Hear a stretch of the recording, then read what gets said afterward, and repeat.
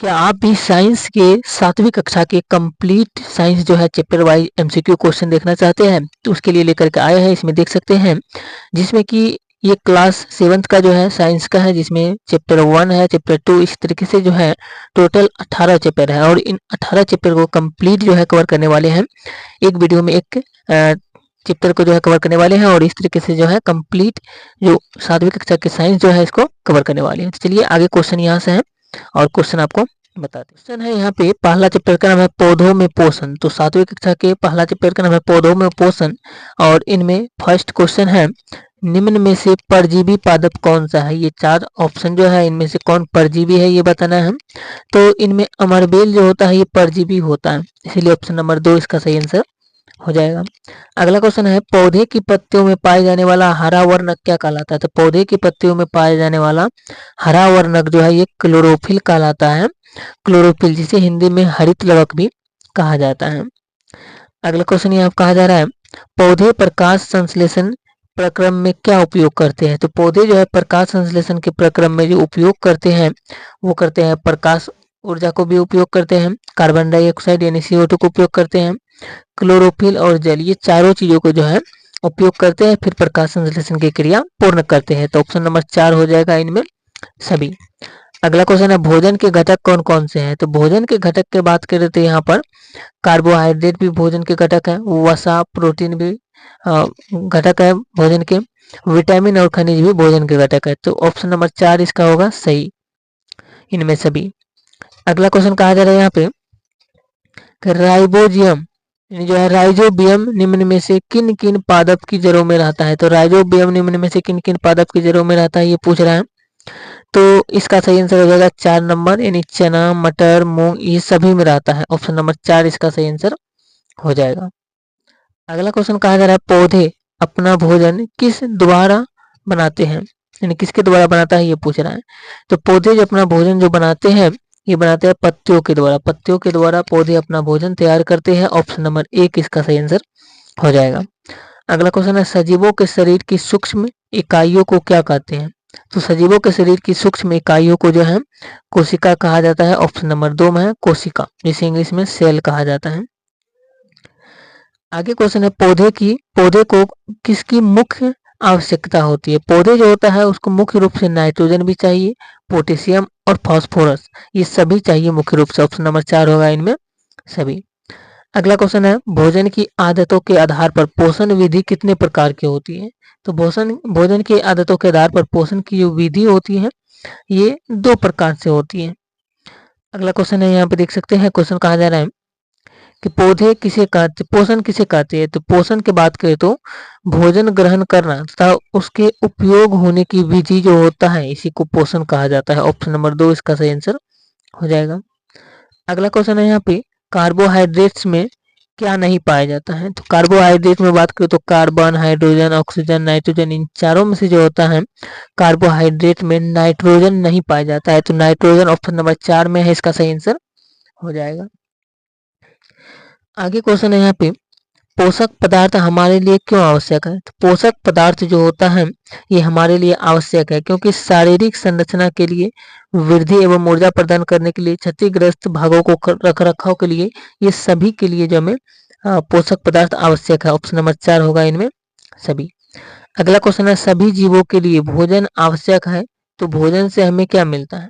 सभी जीवों के लिए भोजन आवश्यक है हमें, इसीलिए भोजन से जो हमें जो है ये ऊर्जा भी मिलता है और इसके साथ साथ शक्ति भी मिलता है। ऊर्जा और शक्ति भोजन से हमें मिलता है, प्रकाश तो हमें भोजन से नहीं मिलता है, ये सूर्य से मिलता है, लेकिन ऊर्जा और शक्ति भोजन से मिलता है। ऑप्शन नंबर 4 हो जाएगा, ए और बी दोनों। अगला क्वेश्चन कहा जा रहा है, जो पौधे अपना भोजन स्वयं तैयार कर लेते हैं उन्हें क्या कहते हैं? तो जो पौधे अपना भोजन स्वयं तैयार कर लेते हैं उन्हें जो है स्वपोषित कहा जाता है। ऑप्शन नंबर 1 में है स्वपोषित। अगला क्वेश्चन है, प्राणी अपना भोजन किससे प्राप्त करते हैं? तो प्राणी जो होता है अपना भोजन जो होता है ये पादप से यानी पौधा से और जंतु से, दोनों से प्राप्त करता है। ऑप्शन नंबर 4 होगा, ए और बी दोनों।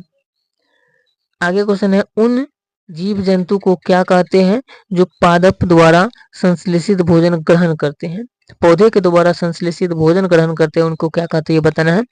ऑप्शन नंबर 1 में समपोषी, बी में विषमपोषी, सी में परपोषी और डी में जो है अपन मृतजीवी पोषी। तो इन चारों में से बात करें तो उसे जो है विषमपोषी कहा जाता है। उन जीव जंतु जो पादप द्वारा संश्लेषित भोजन करते हैं उसे विषमपोषी कहा जाता है। अगला क्वेश्चन है हरे पौधे ऑक्सीजन कैसे उत्पन्न करते हैं? तो हरे पौधे जो होता है ये प्रकाश संश्लेषण से ऑक्सीजन जो है उत्पन्न करते हैं। ऑप्शन नंबर 2 में है। आगे क्वेश्चन है जड़ से जल एवं खनिज पादप के किस भाग के माध्यम से पत्तियों तक पहुंचते हैं?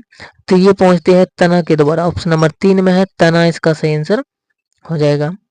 अगला क्वेश्चन है प्रकाश संश्लेषण के लिए क्या आवश्यक है? तो प्रकाश संश्लेषण के लिए जो है क्लोरोफिल भी आवश्यक है, सूर्य का प्रकाश एवं जल भी आवश्यक है और कार्बन डाइऑक्साइड भी आवश्यक है। ऑप्शन नंबर 4 होगा इनमें सभी। अगला क्वेश्चन है पोषण की वह विधि जिसमें जीव अपना भोजन स्वयं संश्लेषित करते हैं वह क्या कहलाती है? तो पोषण की वह विधि जिसमें जीव अपना भोजन स्वयं संश्लेषित करते हैं वह जो है स्वपोषण कहलाती है। ऑप्शन नंबर 2 में है स्वपोषण कहलाती है। अगला क्वेश्चन है यहाँ पे कि पोषण की वह विधि जिसमें जीव अपना भोजन स्वयं संश्लेषित करते हैं वह क्या कहलाती है? वह तो स्वपोषण कहलाता है, क्योंकि अपना भोजन स्वयं तैयार कर रहा है इसलिए स्वपोषण हो जाएगा। Option number 2। आगे बात करते अगला क्वेश्चन है पत्तियों पर उपस्थित उन छोटे छोटे छिद्रों को क्या कहते हैं जिनके द्वारा वायु में उपस्थित कार्बन डाइऑक्साइड प्रवेश करती है? तो उसको जो है उसको रंध्र कहा जाता है। ऑप्शन नंबर 2 में है रंध्र। आगे क्वेश्चन है सभी जीवों के लिए परम आवश्यक ऑक्सीजन किससे निर्मित होती है? तो सभी जीवों के लिए परम आवश्यक ऑक्सीजन जो निर्मित होते हैं ये प्रकाश संश्लेषण से निर्मित होते हैं। ऑप्शन नंबर 1 में है प्रकाश संश्लेषण। आगे क्वेश्चन है पत्तियों के अतिरिक्त पादप के और किन भागों में प्रकाश संश्लेषण होता है? पत्तियों के अतिरिक्त और पादप के जो है हरे तने में, हरी शाखाओं में, ये दोनों में यानी ए और बी दोनों में जो होता है प्रकाश संश्लेषण होता है। आगे क्वेश्चन है शैवाल किस कारण से हरे होते हैं? तो शैवाल जो हरे होते हैं ये क्लोरोफिल होने के कारण से, यानी क्लोरोफिल होने के कारण से शैवाल हरे होते हैं। ऑप्शन नंबर 1 है। आगे क्वेश्चन है सभी जीवों के लिए ऊर्जा का चरम स्रोत क्या है? तो सभी जीवों के लिए ऊर्जा का चरम स्रोत की बात करते हैं यहाँ पर जो सही आंसर इसका हो जाएगा ये हो जाएगा सूर्य। सूर्य सभी जीवों के लिए चरम स्रोत है। ऑप्शन नंबर 3 में है सूर्य। आगे बात करते अगला क्वेश्चन कहा जा रहा है कौन पादप के लिए वायु में उपस्थित नाइट्रोजन को उपयोगी यौगिक में परिवर्तित करके मिट्टी में निर्मुक्त करते हैं? तो ये जो करते हैं ये जीवाणु करते हैं। ऑप्शन नंबर 2 में है जीवाणु इसका सही आंसर होगा। अगला क्वेश्चन है मरुस्थलीय पादप में प्रकाश संश्लेषण कौन करते हैं? तो मरुस्थलीय पादप जो होता है मरुस्थलीय पौधा उसमें प्रकाश संश्लेषण जो करते हैं ये हरे तने करते हैं। ऑप्शन नंबर 1 में है हरा तना। अगला क्वेश्चन है विषमपोषी प्रणाली में पादप भोजन के लिए जिस पर आरोहित होते हैं वह पादप क्या कहलाते हैं? तो वह पादप जो होता है वो मृतजीवी कहलाता है। ऑप्शन नंबर 2 में है मृतजीवी कहलाता है। आगे क्वेश्चन है कार्बोहाइड्रेट किससे मिलकर बना है? तो कार्बोहाइड्रेट जो होता है ये कार्बन, हाइड्रोजन और ऑक्सीजन ये तीनों से मिलकर के बना होता है। ऑप्शन नंबर 4 होगा इसका सही आंसर इनमें सभी। आगे क्वेश्चन है कीटभक्षी पादप कौन से होते हैं? तो कीटभक्षी पादप जो होता है ये जो कीटों का भक्षण करते हैं उसे कीटभक्षी पादप कहा जाता है। ऑप्शन नंबर 1 इसका सही आंसर हो जाएगा। तो चलिए इसमें जो है टोटल पहला चैप्टर में बात करें तो फर्स्ट चैप्टर में टोटल 60 से अधिक क्वेश्चन है जिनमें कि हम लोग 31 तक के क्वेश्चन को कवर किए। इससे आगे के क्वेश्चन को नेक्स्ट वीडियो में कवर करने वाले हैं क्योंकि वीडियो लंबा हो जाएगा। तो चलिए इसके आगे के वीडियो को देखने के लिए तब तक आप लोग चैनल को सब्सक्राइब कर लीजिए। मिलते हैं नेक्स्ट वीडियो में इसका अगला पार्ट लेकर के। जय हिंद।